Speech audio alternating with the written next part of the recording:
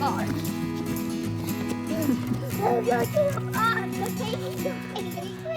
welcome back to the Hesitate Homesteader. I'm Jenna, and we took a little bit of break for Christmas time, but we're back and we want to introduce you to some new little guys that we have on the farm. Who do we have? Stop it. We have Oreo. No, don't put a fireman hat on him.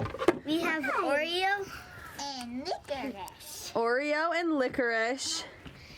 And These are two little boys that we got from a good friend of ours who was leaving to move out of state.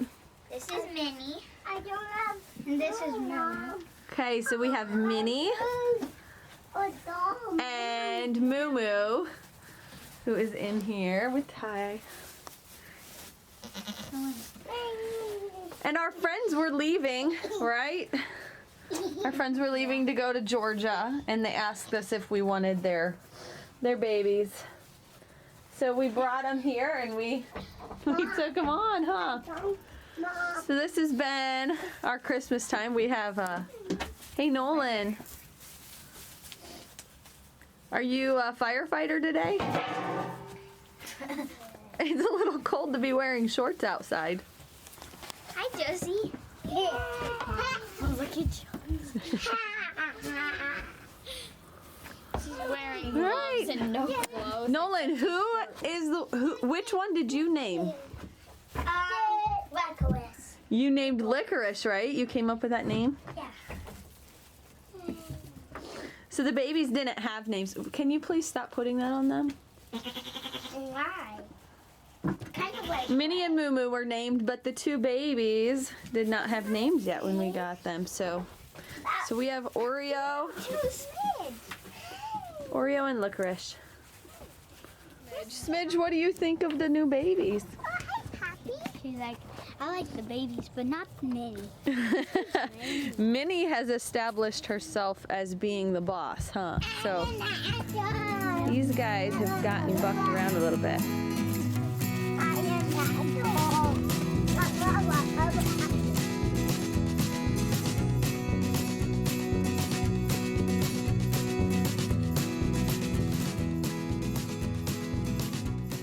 So here I'm building the feeder that you saw in the previous clips.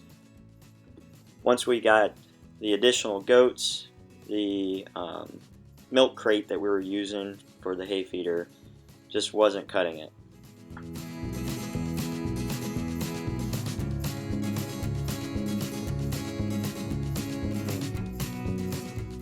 The first problem with the milk crate was the size. It just couldn't hold enough hay for that many goats.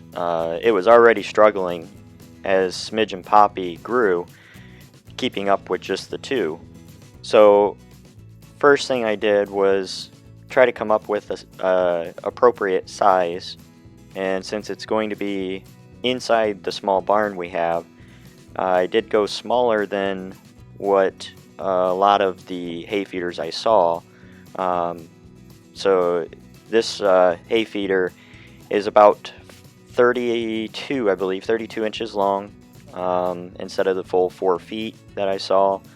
So that will serve the purpose to not take up a lot of square footage in the barn, but should give us enough volume of hay to keep these guys fed.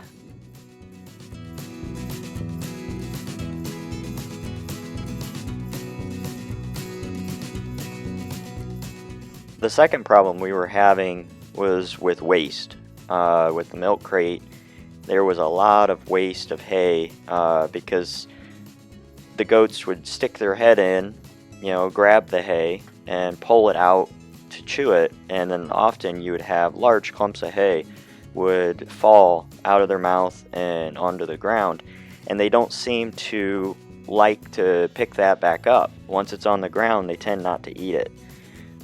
So what I'm working on right now is actually a tray that will go underneath the actual hay manger, or the actual part that holds the hay. My hope is that the hay then that they pull out will fall on the tray, and maybe they'll still eat it off the tray since they don't like it on the ground. So this is kind of an experiment.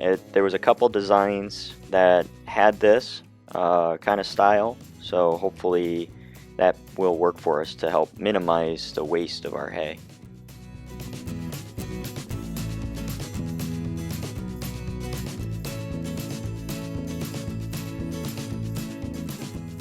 A third consideration was I wanted the animals to be able to feed on all sides of this.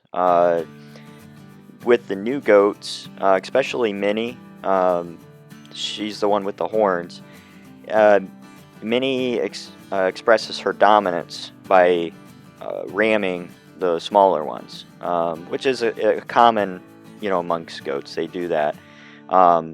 So she's not really hurting them, not hitting them hard enough that they're being physically harmed, but she's making her point known that she's the boss. And it's especially around the feed. So I wanted to make sure that if Minnie was on one side eating, that Smidge and Poppy and Moo Moo and the other ones would have access to the feeder away from Minnie. So that's another kind of, hopefully it'll be another experiment, I guess you'd say. Hopefully that will help.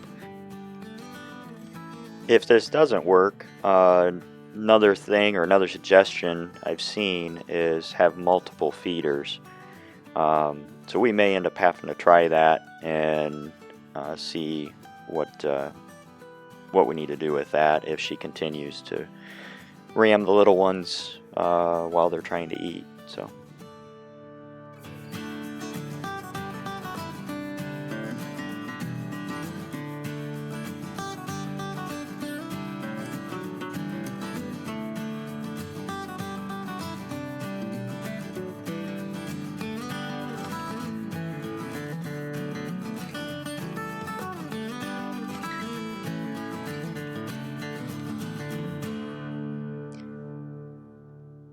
So another consideration in this build was cost.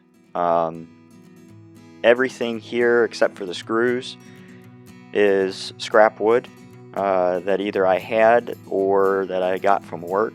I work in a lumber yard, so there's a lot of little pieces of pallets and stuff that I can get my hands on readily. They're free, they're going to throw them away. Not everybody works in a lumber yard, but there is access to pallets almost anywhere. There's a lot of stores and stuff that you can go to, and they'll gladly give you the pallets for free. Since this is going to be inside, we don't need to worry about the wood rotting near as much. There'll be a lot less moisture for it to deal with. If this was outside, you might have to go to like a treated material. That might be a little bit harder to come by for free, but for our use, this worked out perfectly.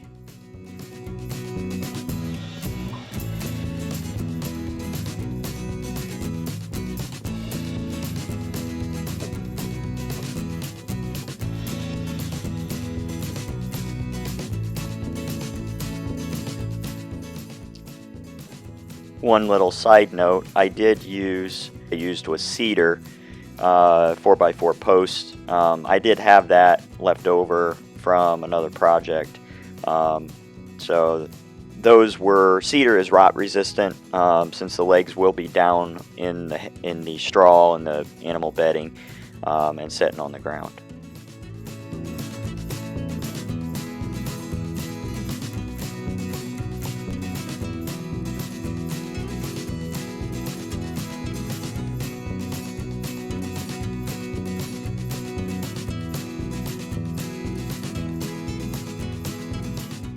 So what I'm working on right now is the manger, I guess you'd call it, or the part that it's actually going to hold the hay. Part of this is, as I'm working through it, I didn't really have plans to work off of or anything. It was just kind of basing it on pictures I've seen.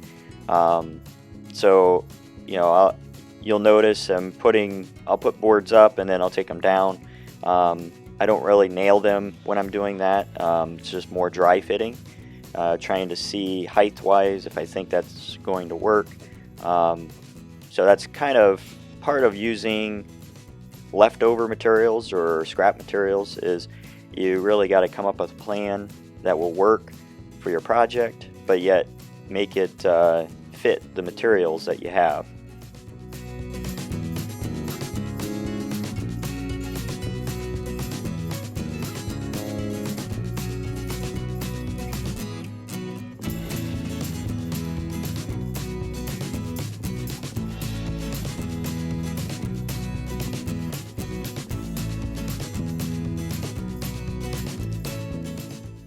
Most of this work can be done with very simple tools. I do have some nicer tools to make things easier and quicker, but you could very easily do this at home with a hand saw that does, a non-power saw. I have a miter box there, power miter box, so that makes things go a little faster. But you could buy all the tools you need to build stuff like this very inexpensively at pretty much any hardware store. And what I'm using there, that gun, is a little brad nailer. Use that just to pin the boards there to hold them temporarily until I get the screws in. It makes things a little quicker and easier, but you're not typically going to have that or need that unless you're going to be maybe trimming out a house or something like that.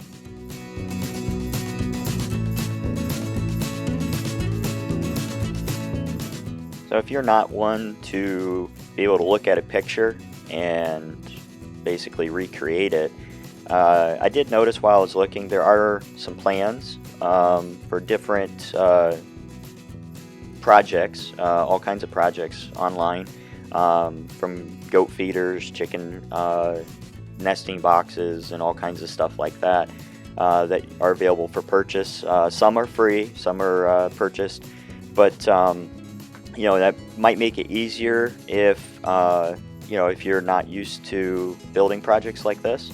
But you definitely don't really need to have those if you have the capability of looking at a picture and being able to recreate that or recreate something like it.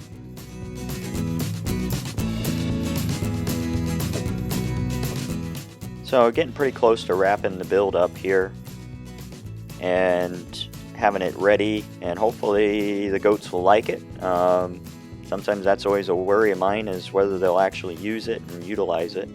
But I guess time will tell with that. And if you guys have any questions, as far as if you want to try this and build it yourself, feel free to comment, and I'll try to answer those the best I can.